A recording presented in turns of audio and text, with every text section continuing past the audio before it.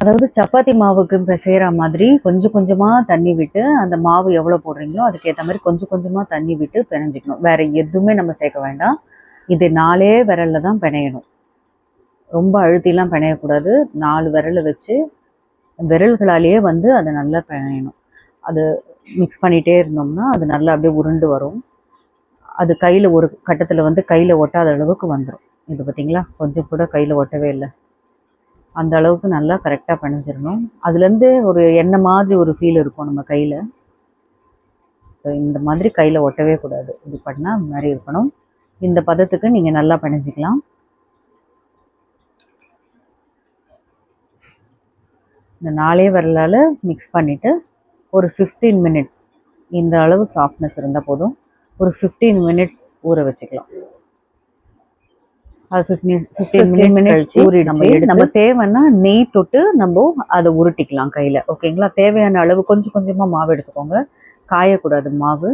So அதை வந்து நம்ம ஒரு ஏதாவது ஒரு பொருளை வச்சு மூடிட்டு அந்த கிண்ணத்தை கொஞ்சோண்டு மாவு எடுத்துக்கிட்டு அதுலேருந்து சின்ன சின்ன உருண்டைகளெல்லாம் நமக்கு தேவையான அளவுக்கு நம்ம எடுத்துக்கலாம். ஃபஸ்ட்டு உருட்டி நமக்கு எந்த அளவுக்கு அந்த குலாப் ஜாமுன் தேவையோ அந்த அளவுக்கு உருட்டி உருட்டி எடுத்துக்கோங்க.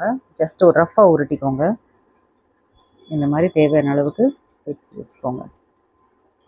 ஒரு 6, 7 அந்த மாதிரி பேட்சாக செய்யுங்க. ஏன்னா மொத்தமாக எடுத்தோம்னா காஞ்சிரும் அது உருட்டுறதுக்குள்ளே, அதுக்காக சொல்கிறேன்.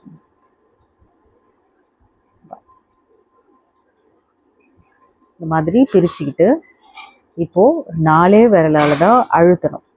அப்படியே உள்ளங்கையில் வச்சு அப்படியே அழுத்தி மேலே அப்படியே கொண்டு வாங்க, உருட்டி உருட்டி. அப்புறம் நடுவில் ஒரு ப்ரெஸ், சின்னதாக ஒரு ப்ரெஸ் கொடுத்தீங்கன்னா அந்த உருண்டையாக வராது. நடுவில் வந்து குலாப் ஜாமுனில் உருண்டை வரும் இல்லைங்களா, அந்த மாதிரி வராது. அதுக்கப்புறம் அதை அமுக்கிட்டு திருப்பி அதே மாதிரி அப்படியே சுற்றி சுற்றி சுற்றி மெதுவாக சுற்றி அப்படியே மேலே கொண்டு வாங்க மாவு. அப்படியே மாவு வந்து மேலே எழும்பும், அழகாக ரவுண்ட் ஷேப்பில் வந்துடும். இது உடையவும் உடையாது, விரிசல் இருந்தாலும் ஒன்றும் ஆகாது. ஸோ நமக்கு அந்த இடத்துல விரிசல் மாதிரி ஒரு ஃபீல் இருந்ததுன்னா அதெல்லாம் அப்படியே கிள்ளி விடுற மாதிரி கிள்ளி விட்டு அதை நல்லா ஜாயின் பண்ணி விடுற மாதிரி பண்ணிவிட்டு அதுக்கப்புறமா லைட்டாக ஒரு உருட்டிக்கிட்டு எடுத்து வச்சுருங்க. அவ்வளோதான், ரவுண்டாக வந்துடுச்சு. பார்த்தீங்களா? இந்த மாதிரி தான் உருட்டணும் ஒன்றுத்தையும். இது வந்து முதல் டிப்ஸு. அதாவது இதை நல்லா கவனிச்சுக்கோங்க. இதுதான் வந்து குலாப் ஜாமுனில் இது முதல்ல நம்ம கவனிக்க வேண்டிய ஒரு டிப்ஸ், முக்கியமான டிப்ஸ். திருப்பியும் பண்ணுறேன். அப்படியே 4 விரலால் உள்ளங்கையில் வச்சு அழுத்தி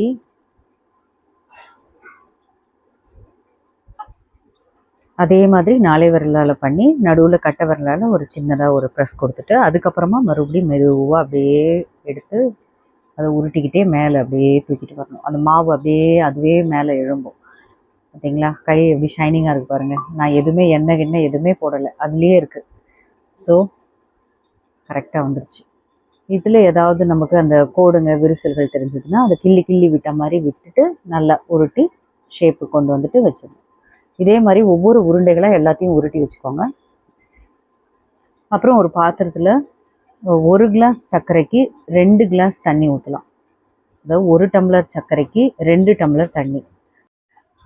நான் ஒரு 2.5 டம்ளர் சர்க்கரை எடுத்துக்கிட்டேன். ஸோ 5 டம்ளர் தண்ணி ஊற்றிக்கிட்டேன்.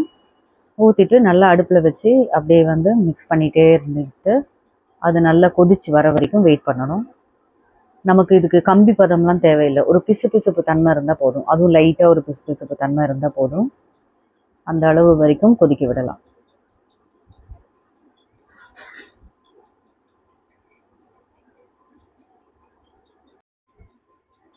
இது பாட்டுக்கு கொதிச்சுட்டு இருக்கட்டும்.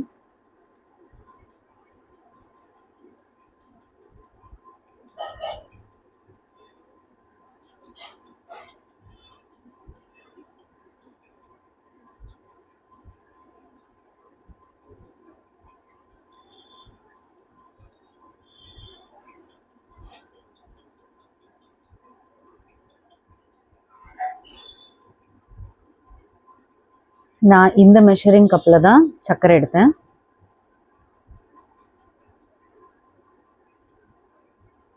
இதுக்கு டபுளாக இந்த பெரிய மெஷரிங் கப்பில் தண்ணி ஊற்றிக்கிட்டேன். 1:2.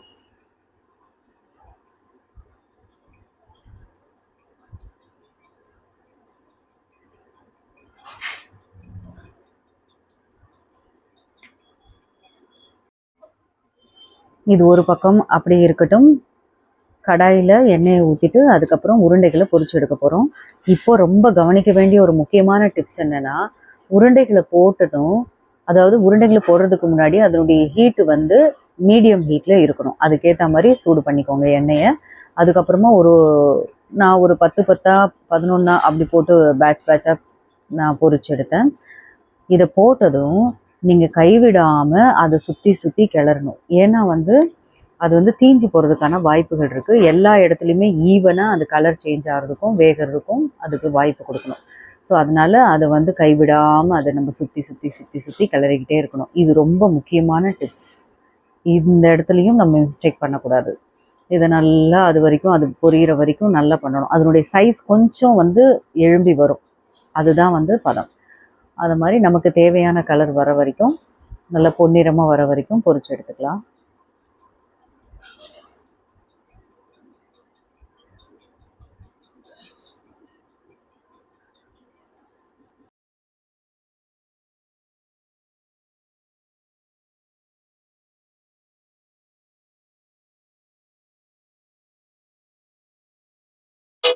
இந்த மாதிரி பேட்சாக எடுத்து நம்ம பொரிச்சு வச்சுக்கணும்.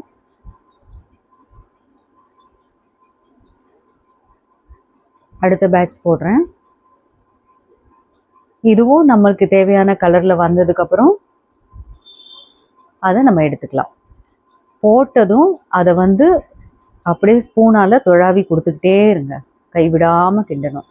ஏன்னா அது அப்போ தான் அது கருகாமல் எல்லா பக்கமும் நல்லா திரும்பி நல்ல அழகான கலரில் வரும். எல்லா இடத்துலையும் ஈவனான கோட்டிங் இருக்கும். ஸோ மீடியமில் தான் இருக்கணும். குறைஞ்சிருச்சுன்னா கொஞ்சம் ஹையில் வச்சுட்டு அப்பப்போ மாற்றி வச்சு நம்ம வறுத்தெடுக்கணும். ஸோ அதனுடைய தீயினுடைய அளவும் ரொம்ப முக்கியம்.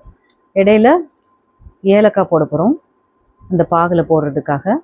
ஸோ ஏலக்காவை பொடிச்சிக்கிட்டு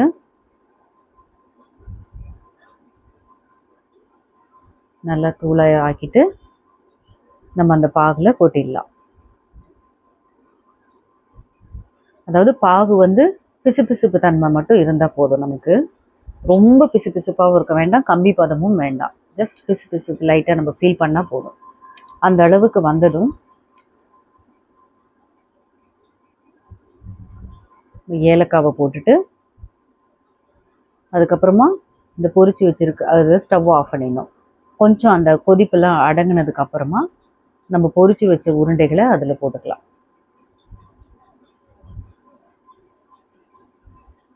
ஆஃப் பண்ணிடணும். பாகு ரெடி ஆயிடுச்சு.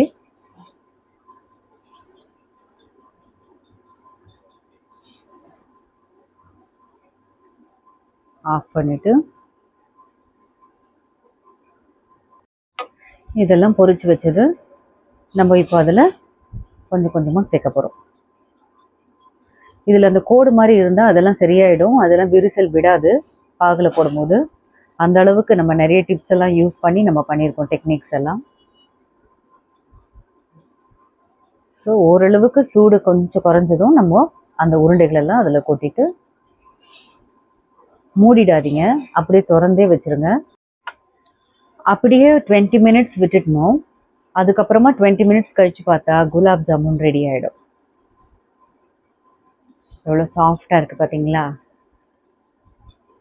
ஒரே கட்டிங்லேயே அழகாக வந்துடும்.